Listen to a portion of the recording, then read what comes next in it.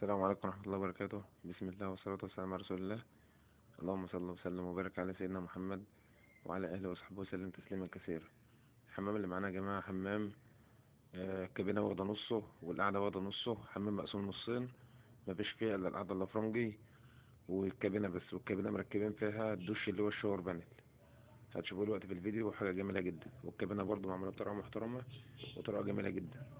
الجزء ثابت وجزء جرار، بس ما شاء الله ربنا يبارك لصاحبي يا رب، ما شاء الله. زي ما انتم شايفين يا جماعة حاجة في منتهى الجمال. بسم الله ما شاء الله.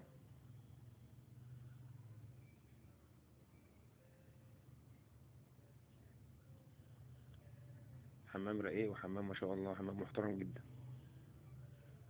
الغسالة طبعا خارج الحمام في المطبخ، ومعانا حوض الوش برضه في طرقة خارج الحمام برضه.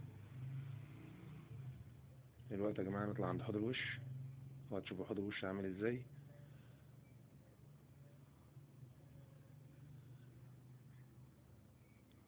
حوض الوش يا جماعة راكب على وحدة، بس الوحدة حاليا ما كانتش موجودة، فاحنا ركبنا الحوض من غير الوحدة. الحوض يا جماعة راكب من غير الوحدة، وفي الآخر كده هتشوفوا صورتين للحوض بالوحدة في الآخر.